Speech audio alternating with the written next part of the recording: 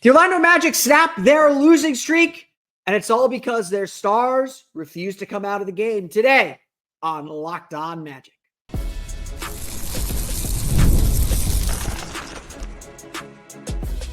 You are Locked On Magic, your daily Orlando Magic podcast, part of the Locked On Podcast Network, your team every day. And you are indeed Locked On Magic. Today is January 26, 2025. My name is Philip Rossman-Reich. I'm the senior writer over at OrlandoMagicDaily.com. Of course, follow me on Twitter at PhilipR_OMD and on Blue Sky at PhilipRR.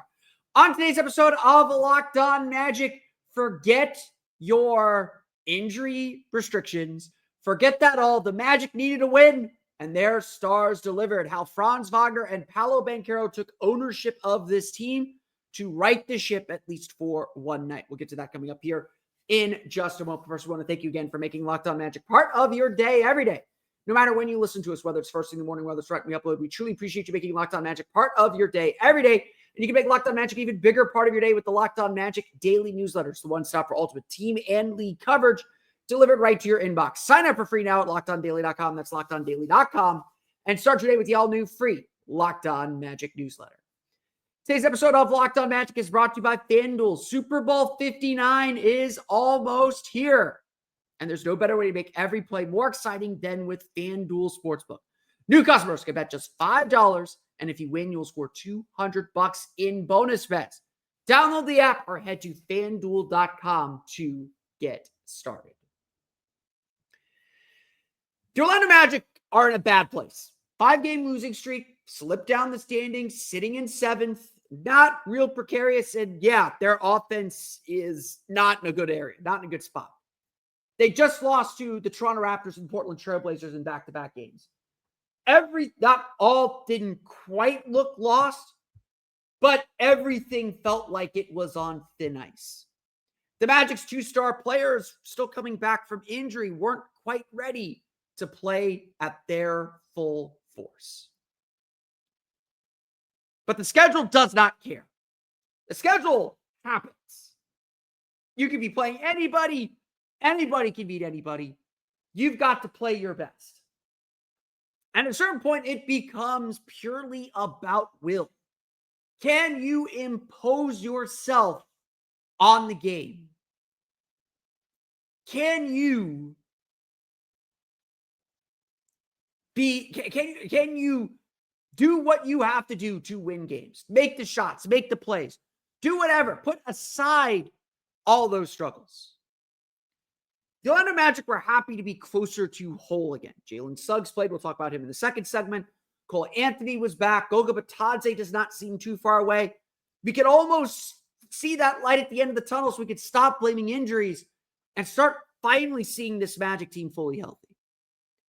But in the meantime, they have to find ways to win. And for the last 5 games, this team has not done that. At a certain point, a team of the Magic's quality and the Magic's talent and the Magic's ability has to just frankly put their foot down and say, we're going to win.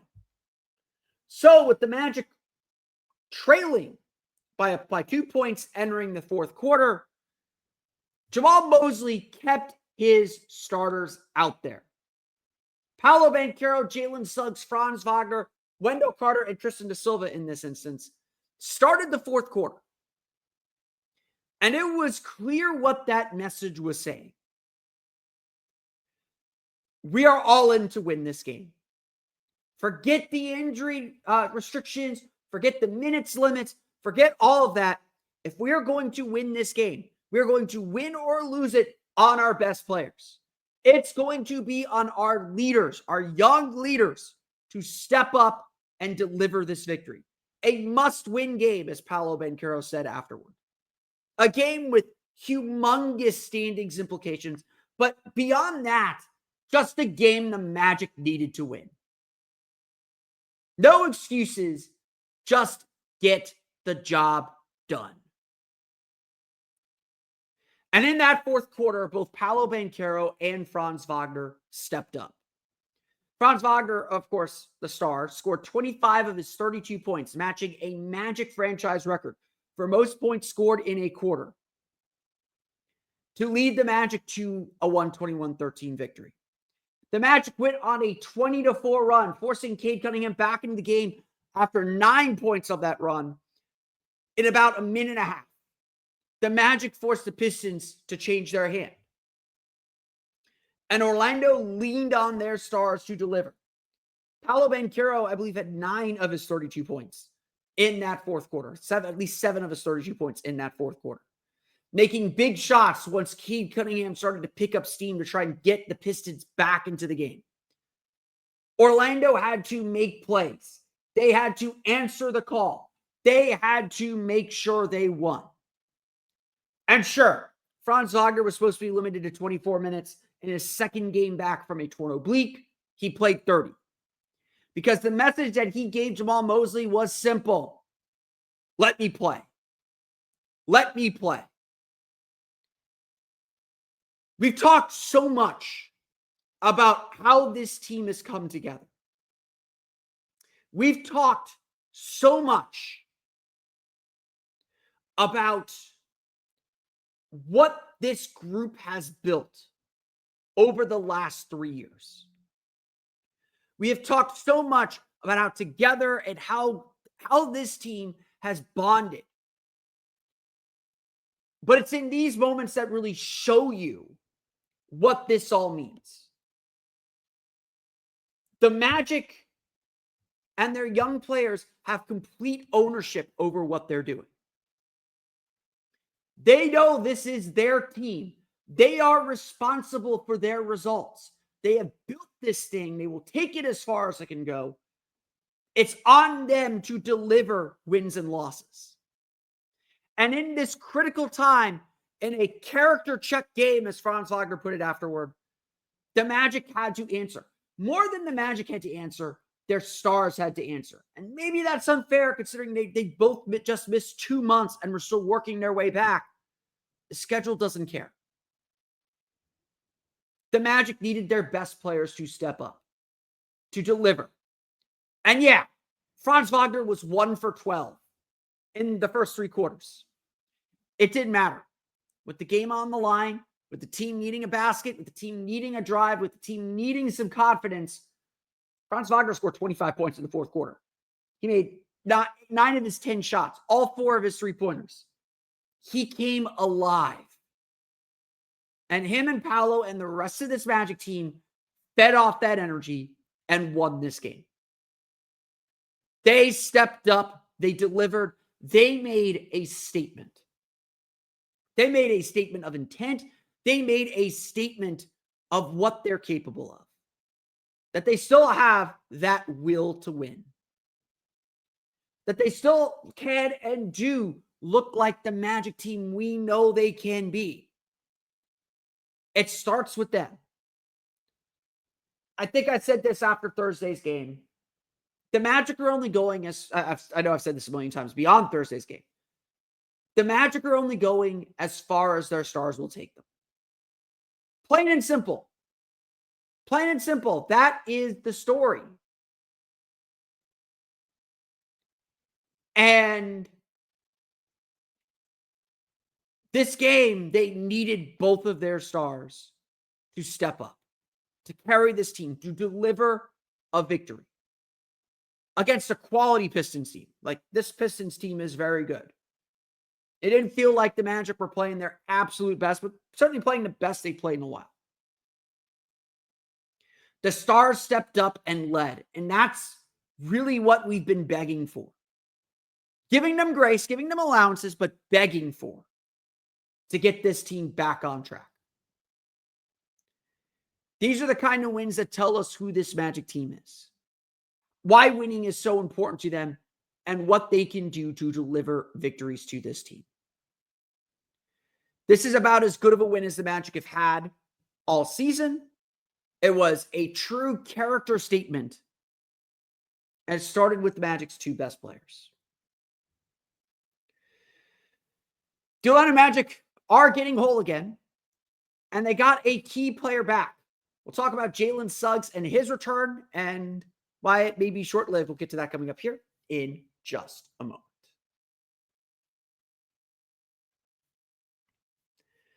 But first, today's episode of Locked On Magic is brought to you by our friends over at FanDuel. Super Bowl 59 is on the way as we record this on a Sunday morning ahead of the conference championship games. One game, two teams, and endless possibilities are just 2 weeks away. And there's no better way to make every play more exciting than with FanDuel Sportsbook. Whether it's predicting the first touchdown, calling the MVP, or even betting on the coin toss, FanDuel makes it easy to get in on the action. With live betting all game long, you can adjust your bets as the game unfolds and feel the thrill from kickoff to the final whistle. The live betting feature lets you stay involved no matter what happens on the field, and the app is super easy to navigate. Plus, knowing that you can place a $5 bet and potentially win $200 in bonus bets for the Super Bowl, that's just icing on the cake. Download the app or head to FanDuel.com to get started. Bet just $5, and if you win, you'll score $200 in bonus bets. That's FanDuel.com. Bet with FanDuel, an official partner of Super Bowl 59.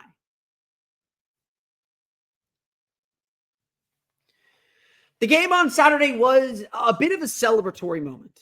And again, it really did feel like the Magic were becoming whole again. Jalen Suggs returned to the lineup after a 10-game absence, and it really did feel like a breath of fresh air. It really did feel like, oh yeah, no, the Magic have their guy back. The Magic have that momentum, that identity back. It was a sight for sore eyes. It was so welcome. And even though Jalen Suggs spent 5 fouls very, very quickly, played only 15 and a half minutes in this game, that energy was very, very real. Just the doggedness, just the willing to mix things up. And look, Suggs looked very rusty. He looked like his timing was off. He fouled a lot. That was a real thing. He earned every bit of those fouls. He was instigating. He was, he was getting the fans to get into the game. It was an element the Magic were missing, but very clearly Suggs' skills are still going to be catching up to him. His shot was awful, to say the least. He was 3 for 8, 2 for 5 from three. A lot of that coming in the second half and in the fourth quarter specifically. He was 0 for 3 from the foul line. He missed two key free throws early in the game. Magic were not good from the foul line. We'll talk about that in the box score. And yeah, Suggs was fouling a lot, just reaching, just trying to be overly physical, just trying to kind of get a feel for the game again. And, this game was not officiated particularly well, I would say. It was, they didn't really allow either team to be physical, and both of these teams wanted to be physical. And honestly, the refs kind of let this game get away from them and not always make the best decisions. But you have to just, can't do anything about it. The refs were bad for both sides. I think both teams had very, very obvious complaints about the officiating all night long. Suggs' energy was really what he contributed. And again, you could just kind of feel it watching it. I can't quantify it. I can't point to a stat that says that tells you that Suggs was energetic. Suggs was just everywhere. And you can just, again, feel the spirits lifting and the energy rising. And just, he's just someone that's always constantly driving and always constantly trying to make this team better and make his teammates better. Bringing Suggs back out with 5 fouls to start the fourth quarter was a risky proposition. And look, Suggs was on a minute restriction in this game. He didn't reach that minute restriction because of the foul trouble, but his energy again in that fourth quarter was just as important. Now, we do have news to report. Jalen Suggs left the game in the fourth quarter, about midway through the fourth quarter, with what the Magic described as left knee soreness. Now, that's kind of a catch-all general term. We'll probably learn a little bit more about it on Sunday before the Magic head to Miami, or we'll learn about it on Monday when the Magic are in Miami. It was concerning. He limped back to the locker room with Arnie Kander. He did come back to the bench, was noticeably limping, wasn't popping off the bench like he normally does. It is described as a knee. It's not the back, which is good news, but we will see how he feels and what the Magic's ultimate decision is on him coming up here in the next few days. It would be pretty bad. It wouldn't be fun if Suggs has to miss any games. Having said that, I do think Goga Bitadze is getting closer and closer to a return. Bitadze has yet to do the contact portion of the concussion protocols. There's just a very fine rote step you have to take That's probably the last piece. I will say this, while Mosley said that Batadze had not done the contact part of the concussion protocol when we talked to him before, after shoot around, shortly after that, we all watched Goga Batadze play 2-on-2 with Gary Harris. And yeah, he was taking some bumps and taking some contact. So I don't believe Batadze is that far off. And again, that's another bit of energy lift that the Magic are need. That's what the Magic are missing without Jalen Suggs is they need that energy lift that he brings. They need the kind of boost that he brings from just being on the floor and being himself. The Magic got that. Again, even though there was foul trouble, even though he wasn't on the floor for very long, the Magic got that boost. They got that kick that they need from a player like him to elevate this team's game. It's small. Again, you're not going to find it in the box score. He didn't have a great statistical game. 8 points, 3 for 8 shooting, 2 for 5 from 3. Let me pull up my fourth quarter box score here. If you give me a sec to flip through my book. Suggs was 2 for 2, 1 for 1 in the fourth quarter, and 420. He scored 5 points. So again, a lot of it coming in that big fourth quarter. His energy in that fourth quarter was very, very real. And the Magic built the 14-point lead. I would honestly say their energy dropped and Detroit was able to score a little bit more effectively once Suggs checked out of the game. Hopefully this isn't a long-lasting thing. Hopefully Suggs is back or Suggs only misses a game or two. He is vital to this team. I think we've seen over the last week and a half, 2 weeks, that how vital Suggs is and frankly how vital Goga Batadze is. Just having those ace defenders, those excellent defenders, because the Magic's defense was, they gave up 113 points. They gave up 32 in the fourth quarter. I thought their defense was pretty good all night. I thought they competed really hard. They gave up some points in the paint. They gave up some threes from sinking into the paint too much because they're still a pretty small team with just Wendell Carter as a natural center. But they I thought did a good job. And I thought they kept themselves in the game. Their defense didn't beat them. That happened to get a little bit against Portland. That's happened throughout the losing streak. Orlando's defense did not beat them. When they were giving up points, they were scoring. They locked in when they needed to. And again, a big characteristic of this Magic team is in the fourth quarter, they just wear you out. By the time you reach the fourth quarter, you are so tired and the Magic are still going hard on defense that you just don't score. And the Magic find a little pocket to get a burst of points to beat you. That's kind of been the Magic formula all season. They did that in this game again, a 20-4 run to open the fourth quarter. Just completely flipped this game. Orlando scoring 42 points in the fourth quarter. Very, very rare for them. 36 points in the second quarter. Just a really strong overall offensive game from Orlando. But Jalen Suggs is at least back for now. Hopefully it stays that way. And it's definitely very, very welcome. Let's run through the final box score. We'll talk a little bit more about what we saw from the Magic in Saturday's win. We'll get to that coming up here in just a moment.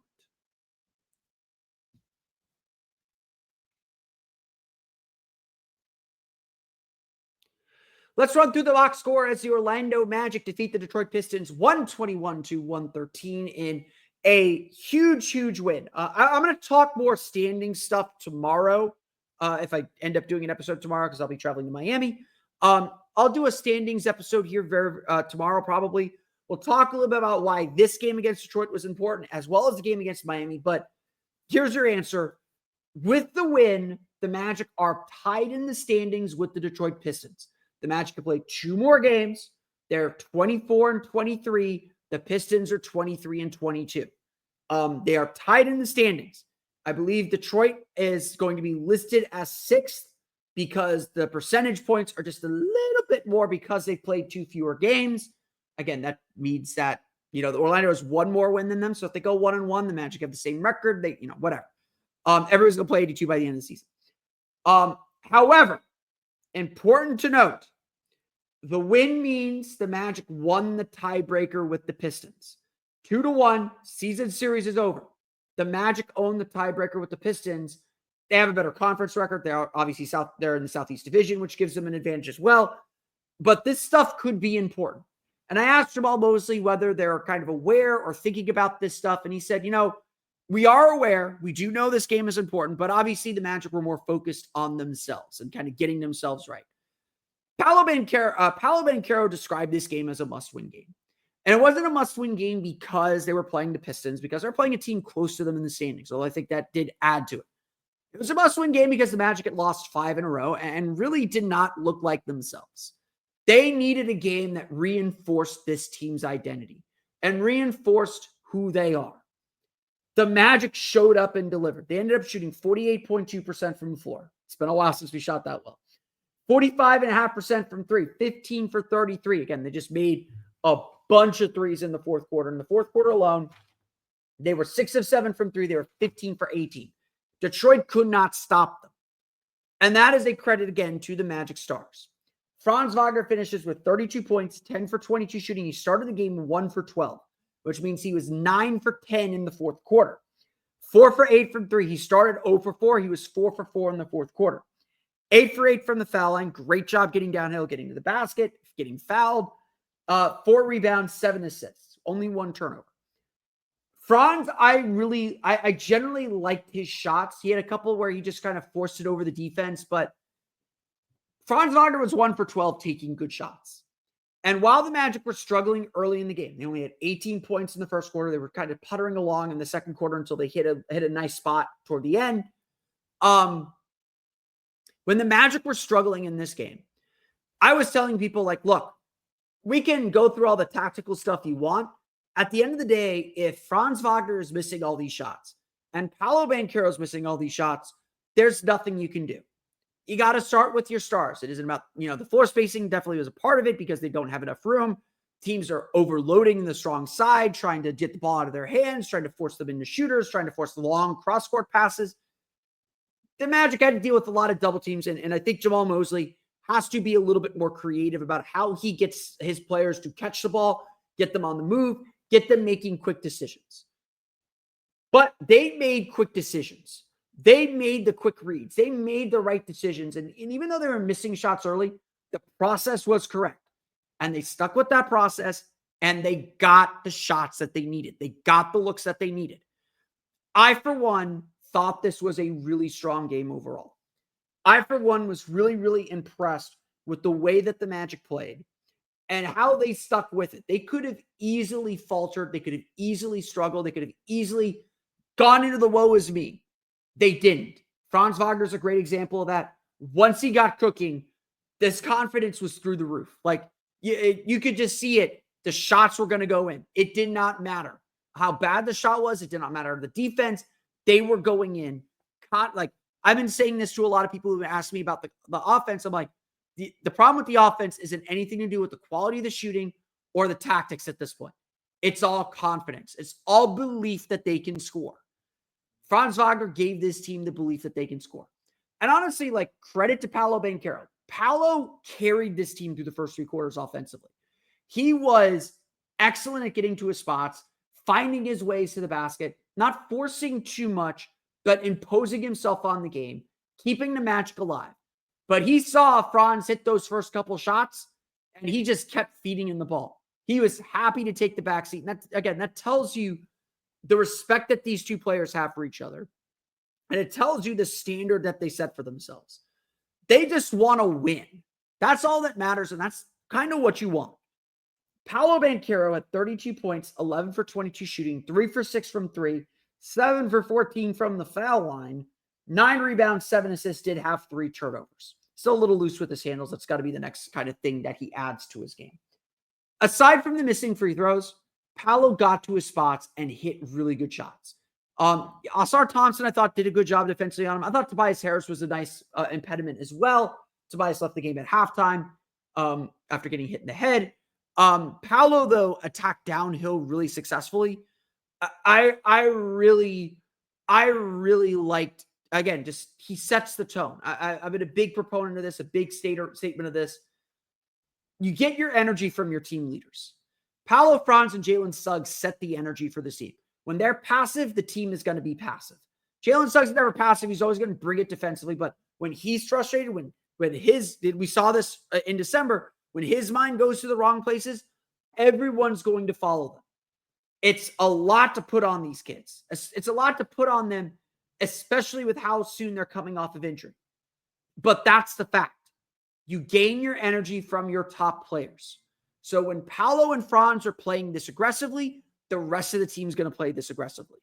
Paolo had a great game. This might be his best game since he returned. I'll give credit to the Milwaukee game. He made shots in that game. But Paolo was excellent. And look, I mentioned it. They did not want to come out of the game. They knew how important this game was. They took the responsibility for this game. That, to me, that says so much that they took responsibility for this game. Paolo played 39-48. His minute restriction is probably around 30. Franz Wagner played 30-10. His minute restriction is 24. He wasn't coming out of the game. He told the coach, leave me in. I'm fine. I can handle it. And because the Magic needed to win, they handled it. And Franz admitted after the game, like, if I wasn't feeling so good, I wouldn't have asked to stay in. He felt really good and felt like he could keep playing. And obviously he delivered with an all-time quarter in Magic history. Outside of those two, not a lot of other scoring. Jonathan Isaac had 14 points, 3 for 5 shooting, 2 for 3 from 3, added 5 rebounds, 6 for 6 from the foul line, and 3 block shots. I want to add him into this too. Wendell Carter, the other scorer in double figures, had 11 points, 4 for 7 shooting, 11 rebounds, 2 turnovers. They had their hands full. Like, Jalen Duren and Isaiah Stewart are big dudes. They attack the paint. They attack the glass really well. Orlando gave up 11 offensive rebounds and 15 second chance points. They gave up 58 points in the paint. They were beasts to handle. They were a lot for this Magic team to handle. But they handled it well. And Orlando generally did a good job on the glass. They had a 11 for 32. So, sorry, I got to calculate my offensive rebound rate here. Magic had a 74.4% defensive rebound rate. Pretty good. I think you can live with that. If you're grabbing about 3 of every 4 defensive rebounds, you're doing a pretty good job. You don't want to be maybe high 70s if you can, but against this Pistons team with the size that they have and the Magic's lack of size, this was a really strong rebounding team. I know Wendell Carter's been a scapegoat. I know that he has not delivered offensively the way that the Magic want him to. He defended really hard. He fought really hard, and he's been fighting really hard all game, all season. Again, I know the offense isn't where it wants to be. I know his consistency hasn't been where anybody wants it to be. But Jamal Mosley, singled him out individually after the game and said, we don't win this game without the effort from Wendell Carter. And again, you're not necessarily seeing the defensive counting stats, but he delivered big time. He played exceptionally well.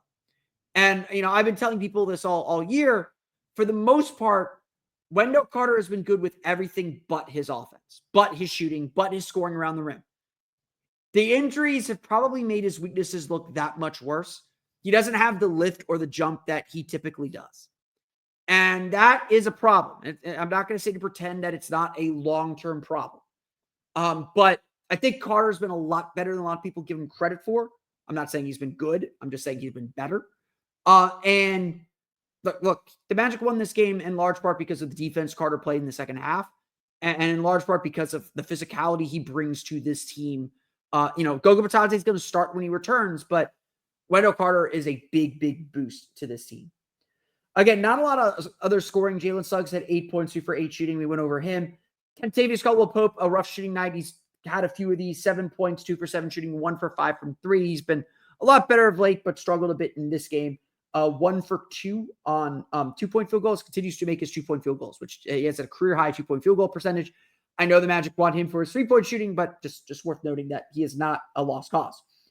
Cole Anthony has gained back. Huge boost off the bench in the first half, especially 7 points, 3 for 3 shooting, 1 for 1. The Magic kind of lost all their energy guys over the last week. Jalen Suggs, Goga Bitadze, Cole Anthony. Cole Anthony makes mistakes. He had 4 turnovers in this game. You could see him distraught after each one. He feels the pressure not to make mistakes, knowing that the rotation is going to tighten. But the Magic need offensive-minded players. They need guys who are looking to attack. Cole Anthony is unafraid. He is a goldfish when it comes to shooting. He believes he's making the next shot. He's a big reason why the Magic came back in the second quarter. They got back into this game because Cole Anthony played with irrational confidence, and that was huge. Anthony Black and Tristan Silva did not do much, 5 points each, but Orlando played 9 guys. They didn't have to worry about going to the depth. They had extra guys to spare. It's nice for this team. It's been a while, it feels like.